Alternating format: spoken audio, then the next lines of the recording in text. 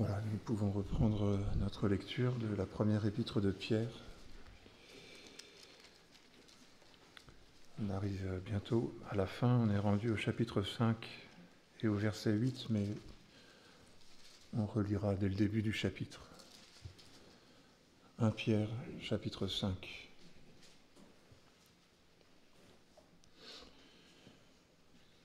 J'exhorte donc les anciens qui sont parmi vous, moi, ancien comme eux, témoins des souffrances du Christ et participants à la gloire qui doit être révélée. Faites paître le troupeau de Dieu qui est avec vous, non par contrainte, mais volontairement, selon Dieu, ni pour un gain sordide, mais de bon cœur, non en tyrannisant ceux qui vous ont été confiés, mais en devenant les modèles du troupeau. Et lorsque le souverain pasteur paraîtra, vous remporterez la couronne incorruptible de la gloire. De même, jeunes gens, soyez soumis aux anciens. Dans vos rapports mutuels, revêtez-vous tous d'humilité, car Dieu résiste aux orgueilleux, mais il donne sa grâce aux humbles. Humiliez-vous donc sous la puissante main de Dieu, afin qu'il vous élève en temps voulu. Déchargez-vous sur lui de tous vos soucis, car il prend soin de vous. Soyez sobres, veillez. Votre adversaire, le diable, rôde comme un lion rugissant, cherchant qui dévorer. Résistez-lui, ferme en la foi, et sachant que les mêmes souffrances sont imposées à vos frères dans le monde. Le Dieu de toute grâce, qui en Christ vous a appelés à sa gloire éternelle, après que vous aurez souffert un peu de temps, vous formera lui-même, vous affermira, vous fortifiera, vous rendra inébranlable. À lui la puissance au siècle des siècles. Amen. C'est par le fidèle frère Sylvain que je vous écris ces quelques mots, pour vous exhorter et pour témoigner que telle est la véritable grâce de Dieu à laquelle vous êtes attachés. L'élu qui est à Babylone vous salue, de même que mon fils Marc. Saluez-vous les uns les autres par un baiser d'affection. Paix à vous tous qui êtes en Christ. Je trouve qu'il y aurait vraiment beaucoup de parallèles à lire, mais bon, ça ne va pas être trop long. Et je voudrais juste qu'on lise un passage encore dans la deuxième épître aux Corinthiens, au chapitre 4. 2 Corinthiens, chapitre 4.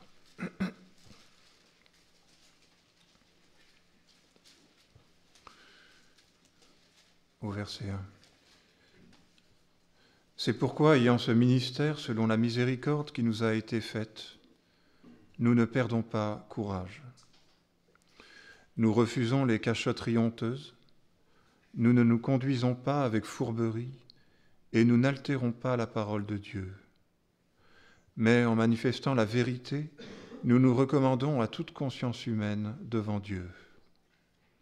Si notre évangile est encore voilé, il est voilé pour ceux qui périssent, pour les incrédules dont le Dieu de ce siècle a aveuglé les pensées, afin qu'ils ne voient pas resplendir le glorieux évangile du Christ, qui est l'image de Dieu. Nous ne nous prêchons pas nous-mêmes, c'est le Christ Jésus, le Seigneur, que nous prêchons, et nous nous disons vos serviteurs à cause de Jésus. Car Dieu qui a dit « La lumière brillera du sein des ténèbres », a brillé dans nos cœurs pour faire resplendir la connaissance de la gloire de Dieu sur la face de Christ. Nous portons ce trésor dans des vases de terre, afin que cette puissance supérieure soit attribuée à Dieu et non pas à nous. Nous sommes pressés de toute manière, mais non écrasés, désemparés, mais non désespérés, persécutés, mais non abandonnés, abattus, mais non perdus. Nous portons toujours avec nous dans notre corps la mort de Jésus, afin que la vie de Jésus se manifeste dans notre corps. Car nous qui vivons, nous sommes sans cesse livrés à la mort à cause de Jésus, afin que la vie de Jésus se manifeste aussi dans notre chair mortelle. Ainsi, la mort agit en nous, mais la vie en vous. Et comme nous avons le même esprit de foi, selon ce qui est écrit, « J'ai cru, c'est pourquoi j'ai parlé », nous aussi nous croyons, et c'est aussi pourquoi nous parlons, sachant que celui qui a ressuscité le Seigneur Jésus nous ressuscitera aussi avec Jésus, et nous fera paraître avec vous en sa présence. Car tout cela arrive à cause de vous, afin que la grâce, en se multipliant, fasse abonder à la gloire de Dieu les actions de grâce d'un plus grand nombre. C'est pourquoi nous ne perdons pas courage. Et même lorsque notre homme extérieur se détruit, notre homme intérieur se renouvelle de jour en jour. Car un moment de légère affliction produit pour nous, au-delà de toute mesure, un poids éternel de gloire. Aussi nous regardons, non point aux choses visibles, mais à celles qui sont invisibles, car les choses visibles sont momentanées et les invisibles sont éternelles. Voilà, jusqu'ici pour la lecture.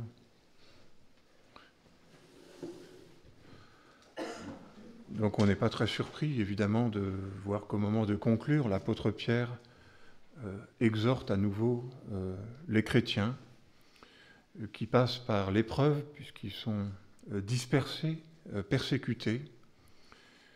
Et il n'a eu de cesse que de vouloir les encourager, les exhorter, et aussi leur rappeler que cette souffrance qu'ils traversent n'est pas quelque chose d'anormal, n'est pas quelque chose de temporaire, mais est propre à l'identité même du chrétien.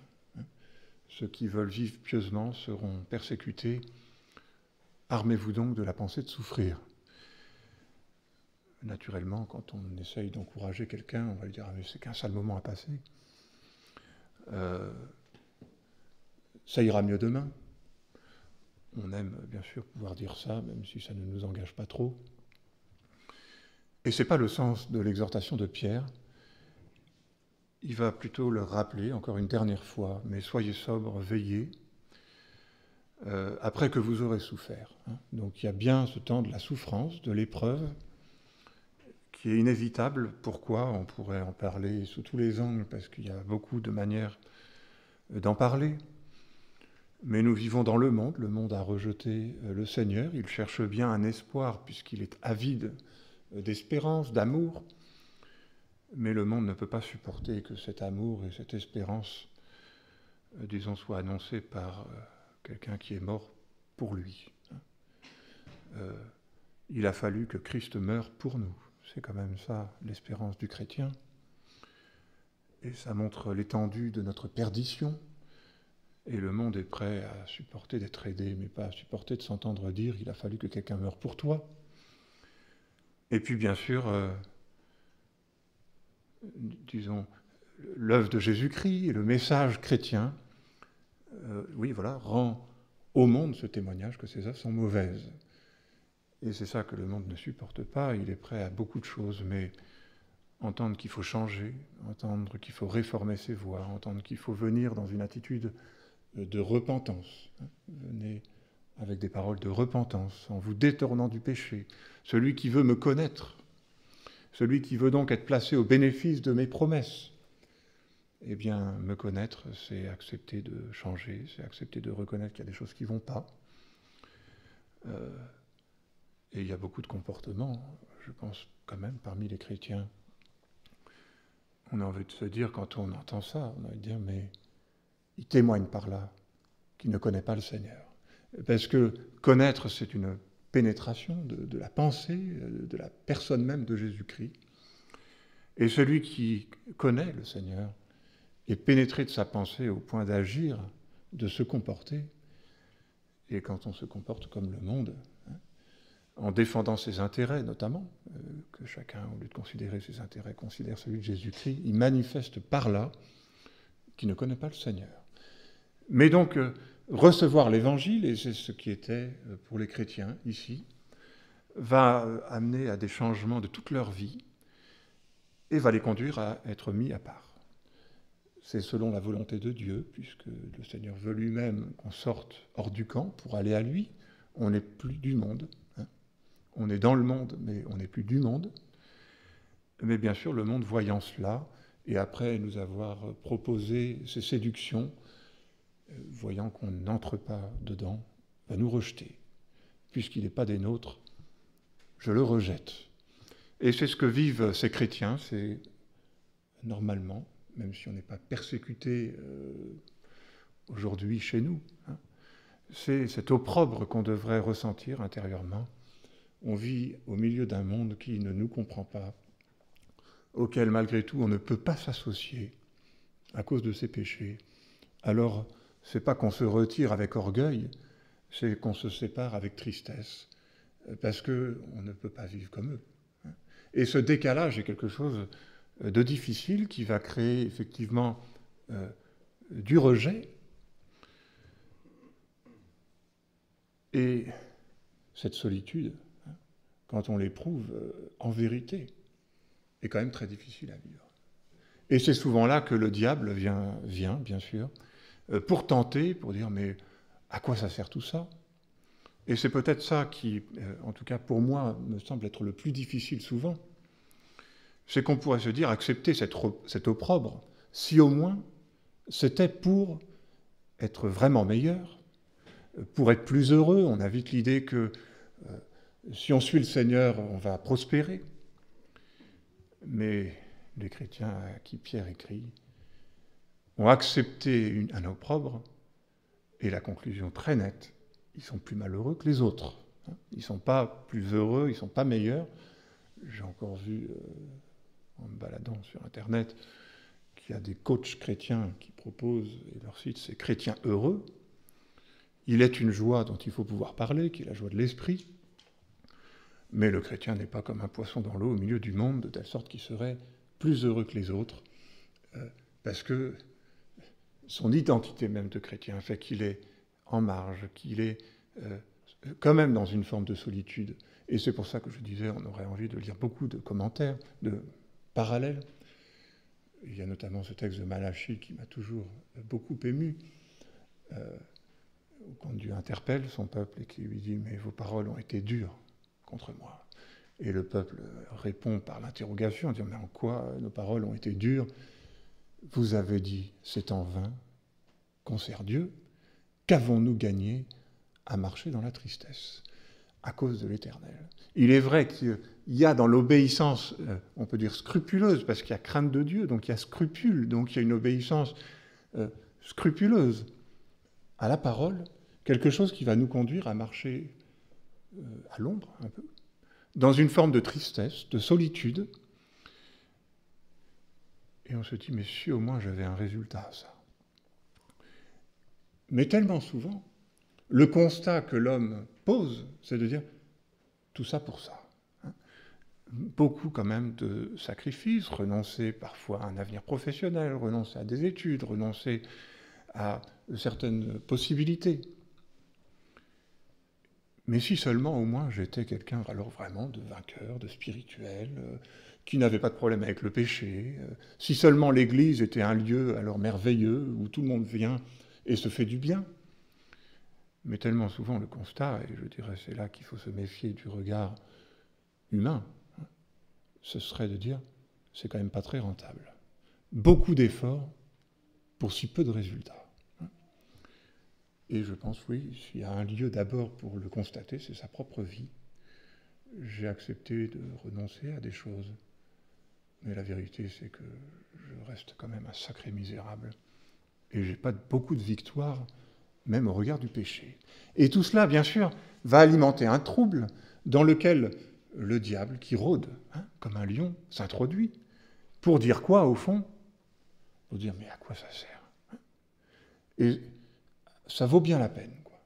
Voilà. À quoi ça sert de t'embarrasser, de te préoccuper, et c'est ce qui inspire ces paroles de révolte au peuple de Dieu. Mais on voit bien que c'est toute la difficulté de l'apôtre Paul, et qui dit 2 fois, ça m'a frappé, nous ne perdons pas courage. Parce qu'on est persécuté, mais non abandonné, abattu, mais non perdu. On retrouve cette ambiance de celui qui a accepté l'obéir, mais qui s'en retrouve malmené, en souffrance, et qui va jusqu'à dire, mais la mort agit en nous. Et Pierre connaissait tout cela. Il avait été témoin des souffrances du Christ. Christ, Jésus-Christ, venu parmi les hommes, homme d'amour, de douceur, d'humilité, porteur d'une puissance, il a fait des miracles, d'une parole d'autorité, les foules l'ont suivi. Mais quand il a commencé à annoncer le cœur du message, qu'il allait falloir qu'il meure, qu'il donne sa vie pour le salut, cette parole est trop dure. Qui peut l'écouter? Et la foule commence à se départir de lui. Et jusqu'à cette heure de la croix, où d'ailleurs Jésus prévient Pierre, Satan, on retrouve ces thèmes. Satan vous a réclamé pour vous cribler comme le blé. Mais j'ai prié pour toi, afin que ta foi ne défaille point. Le moment où on se dit, mais tout ça, ça a bien sûr pu tenter le Seigneur Jésus-Christ, tout ça pour ça. 3 ans à essayer d'enseigner des disciples, pour qu'ils, au moment de la dernière Pâque, se disputent pour savoir lequel est le plus grand. Ça valait bien la peine. Mais je dirais, le regard des disciples, qui a vu Jésus, qui a vu sa puissance, qui a vu ses miracles, qui a confessé son nom, qui a tout laissé pour suivre Jésus, et qui ne peut que voir une chose, le Fils de Dieu cloué sur la croix, 10 ans. Alors la plupart ne l'ont même pas entendu parce que ils n'étaient pas là. Mon Dieu, pourquoi m'as-tu abandonné? Cri de désespoir, qui est quand même un cri qui nous trouble et qui, imaginez, était la parole de Jésus avant qu'il meure, sur la croix, de la mort des maudits, de la mort des malfaiteurs. Tout ça pour ça. Et quand on retrouve les disciples, on les retrouve étant repartis à leur filet. Et je trouve qu'il y a dans toute cette ambiance, évidemment, le diable qui est là, qui rôde, et qui nous fait dire, mais ça vaut vraiment la peine alors de s'embarrasser. Si au moins il y avait une raison, s'il y avait un intérêt, mais regarde, ça ne change pas. Qu'avons-nous gagné?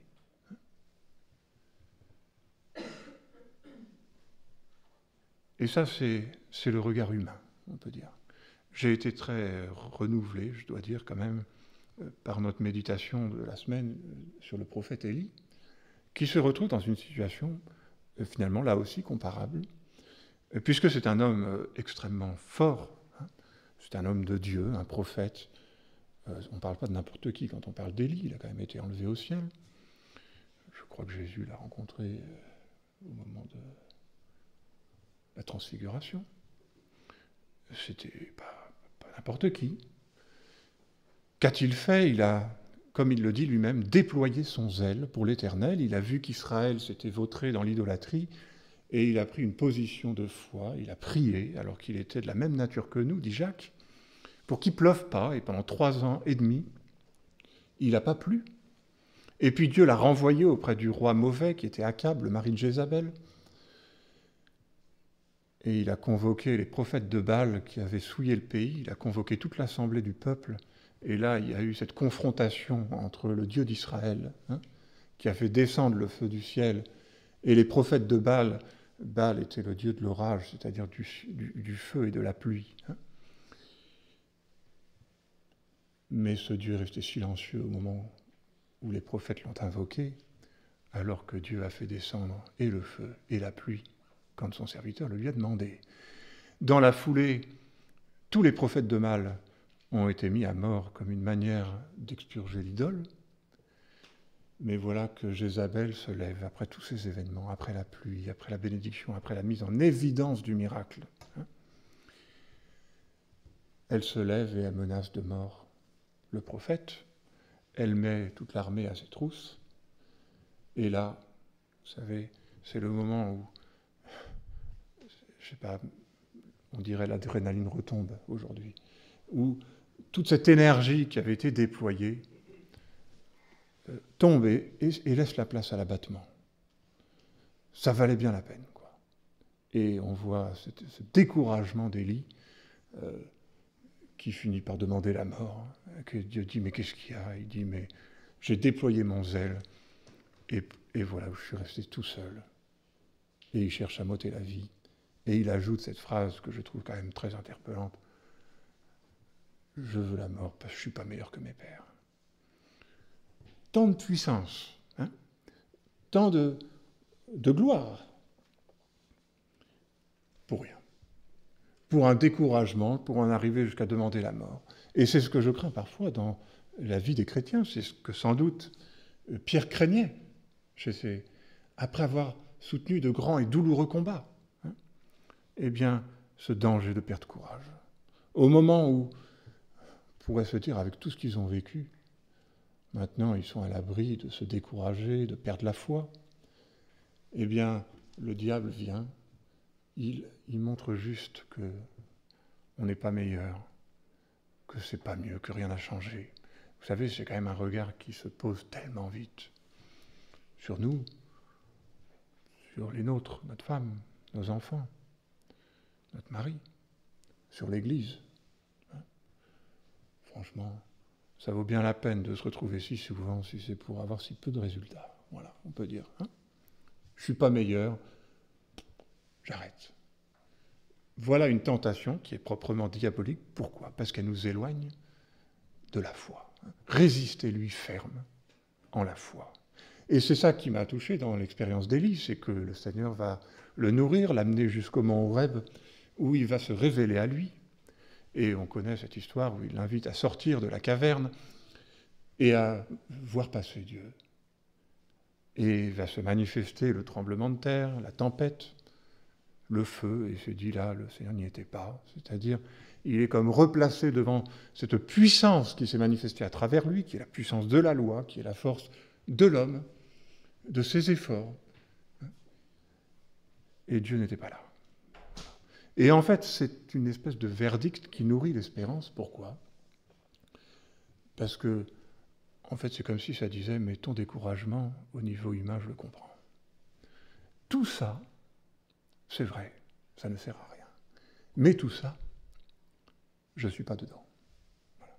Et moi, là où je suis, c'est dans ce souffle doux et léger qui n'est pas quelque chose qui frappe les yeux, mais qui pénètre le cœur et l'âme. Bien sûr, qui annonce Jésus-Christ, qui est venu comme une faible plante qui sort d'une terre desséchée. Et voilà que, on peut dire ce prolongement, mais ce Christ en croix, qui semble tellement dire, et dont le diable s'empare pour dire aux hommes, regardez, il n'y a rien, eh bien, va ressusciter. Esprit de vie, esprit de foi. C'est ce texte que j'aime tant de Paul, mais nous avons cet esprit de foi, qui est celui de la parole. C'est écrit, c'est pourquoi je vais parler. Et on voit bien ça dans l'attitude d'Élie, à partir du moment où il retrouve ce souffle, cette petite voix, eh bien il retrouve de l'espérance, parce qu'il se dit, mais en fait, il y a plus que moi. Il y a plus que ce que je vois. D'ailleurs, il y avait bien plus que ce qu'il voyait, parce que c'est là que le Seigneur va lui annoncer, mais je me suis gardé 7000 hommes qui n'ont pas fléchi le genou devant Baal. On voit bien le piège de ce regard de découragement, qui est un regard humain, mais qui nous détourne. Et c'est pour ça qu'on voit cette double exhortation de Pierre. Quand je suis tenté par le découragement, c'est là que le diable me guette. C'est là, il rôde, vous savez. Lequel va-t-il cribler? Celui qui est découragé. Celui qui n'arrive plus à voir le sens des choses et se dit tout ça pour ça. Et ça, je dois apprendre à le discerner. Il y a un combat spirituel derrière les épreuves. Il y a la circonstance en elle-même, il y a la maladie, il y a la souffrance, et puis il y a ce qui se joue. On n'a pas à lutter contre la chair et le sang, l'ennemi rôde. Combat spirituel Là, l'enjeu, c'est quoi? C'est la foi. Comment je vais tenir? Eh bien, en confessant ma foi. Et cette foi, eh bien, c'est la parole. Cette parole qui résonne doucement à mon cœur, mais qui est un triomphe. Jésus-Christ ressuscité, c'est ce que Pierre a vu. Mon Dieu, pourquoi m'as-tu abandonné? Le Père a ressuscité le Fils, parce qu'il n'était pas possible qu'il soit maintenu par les liens de la mort. Donc, triomphe et victoire. Et c'est exactement l'exhortation qu'on retrouve ici. Le Dieu de toute grâce, qui en Christ vous a appelé à sa gloire éternelle, après que vous aurez souffert un peu de temps, vous formera lui-même, vous affermira, vous fortifiera, vous rendra inébranlable. À lui la puissance au siècle des siècles. Amen. Tenter de me décourager quand je regarde à moi-même et aux hommes, mais invité à considérer une réalité qui est spirituelle, de laquelle je m'empare par la foi, l'œuvre de Jésus-Christ, qui est une œuvre de vie, souffle de vie. Je m'y ouvre dès à présent. L'espérance est céleste, elle est spirituelle, mais l'esprit, nous avons les arts de l'esprit. L'esprit dit déjà à mon cœur que je suis cet homme qui un jour sera trouvé inébranlable. Nous ne voyons pas encore tout, que toute chose lui soit soumise. Mais nous le verrons et nous serons transformés à son image. Et c'est pour ça que, au moment où je vois ma misère, eh bien je suis appelé comme Élie à entendre cette voix qui me parle d'autre chose que de moi, on peut dire, et d'une certaine manière d'autre chose que de mes frères et sœurs qui peuvent parfois être ma source quand même de découragement. C'est lui le Seigneur que nous prêchons. C'est lui qui nous sauve. C'est lui qui a tout accompli. À lui la gloire et la puissance pour l'éternité. Et on retrouve cette espèce de mouvement toujours. L'espérance, c'est bien quelque chose qu'on saisit quand on est tenté de se décourager. Vos paroles ont été dures, vous avez dit c'est en vain qu'on sert Dieu, qu'avons-nous gagné? Et Dieu dit, mais pour vous se lèvera le soleil de justice, et la guérison sera sur ses ailes. J'aurai compassion de vous, comme un père a compassion. Nous portons ce trésor dans des vases de terre. C'est ça qui est assez touchant dans la parole, c'est qu'elle ne nous raconte pas des salades. De telle sorte que quand on a vraiment ce sentiment d'être un vase de terre, eh ben on peut juste se dire, ok, en fait oui, c'était bien ça le programme, afin que la gloire soit attribuée à Dieu et non pas à nous. Et on voit Pierre qui n'a de cesse, au fond, de vouloir les encourager, qui va leur dire, mais c'est normal ce que vous vivez. Et d'ailleurs, il leur dit, mais sachant que les mêmes souffrances sont imposées à vos frères dans le monde. Ça doit d'ailleurs nous faire réfléchir, parce qu'il y a des chrétiens qui vous semblent être dans un tel triomphe, apparemment. Tout en Dieu, parfait, sans problème. C'est assez complexant. Mais bibliquement, il y a quelque chose qui ne tient pas. Normalement, chaque chrétien, eh bien, est sur ce chemin qui est un chemin étroit, qui est un chemin d'épreuve, de difficulté, mais d'espérance. Parce qu'après un peu de temps passé dans la souffrance, et Paul lui-même disait, c'est pour ça qu'on voit bien qu'il y a quelque chose de cet esprit, de la parole, de Jésus-Christ.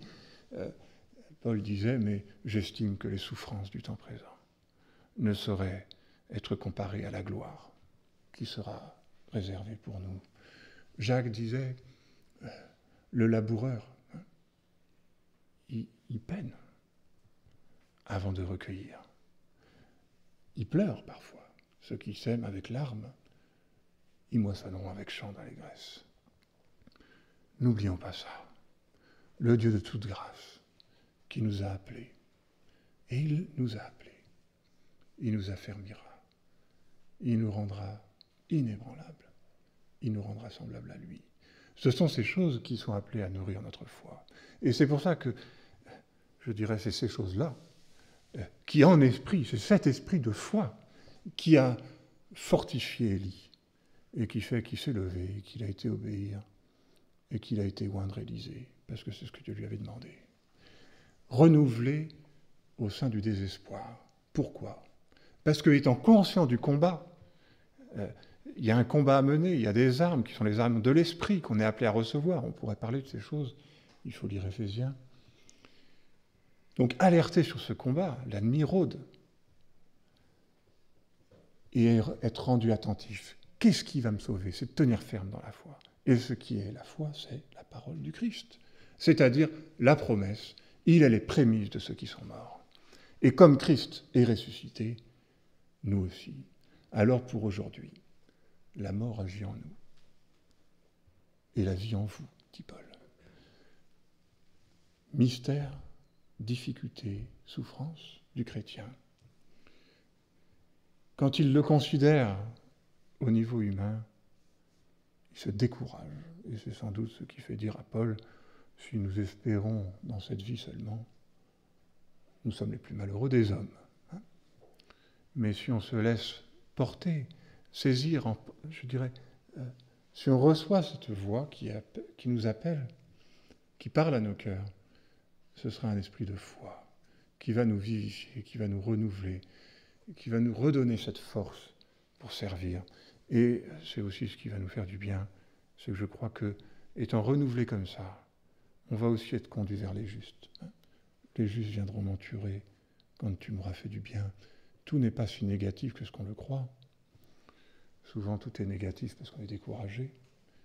Alors, il reste à se laisser renouveler par la parole. Elle peut sauver nos âmes. Aimez le Seigneur. Écoutez-le. Il vous fortifiera. Voilà, je vous invite à prier.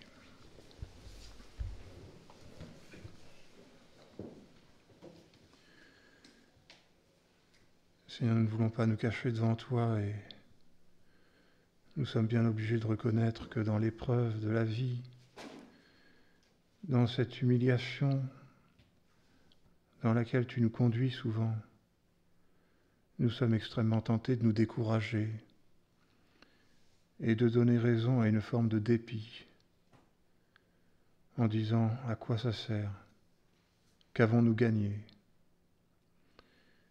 Seigneur, ta parole nous avertit que l'ennemi rôde et qu'il cherche à nous dévorer, que nous pourrions alors tomber dans un découragement incrédule ou nous livrer à nouveau au monde et à ses plaisirs mensongers. Mais tu fais entendre à nos oreilles cette parole qui est la parole de la foi, qui est la parole du Christ, qui est cette parole qui est sortie de celui qui était une faible plante, mais qui n'a pas faibli jusqu'à ce qu'il ait accompli la justice, jusqu'à ce qu'il ait vaincu le diable et la puissance des ténèbres. Et c'est cette victoire de Jésus-Christ que nous voulons encore proclamer, confesser, et dont nous voulons nous emparer par la foi. S'il te plaît, Seigneur, renouvelle-nous de cet esprit de foi, pour que nous puissions croire contre toute espérance, et pour que même notre propre humiliation ne soit pas un sujet de découragement, mais une occasion de nous tourner vers toi. Seigneur, nous acceptons de nous humilier et de nous repentir parce que il y a beaucoup de choses qui ne vont pas, mais nous ne voulons pas nous décourager parce que tu nous appelles à l'espérance. Et c'est pourquoi nous voulons encore nous relever, confesser ton nom et te servir. Merci de cette exhortation à ne pas perdre courage et de cette promesse qu'après ce temps passé dans la souffrance, tu nous affermiras. Seigneur, s'il te plaît, réveille ces réalités spirituelles dans nos cœurs et renouvelle-nous par ton esprit. Au nom de Jésus. Amen.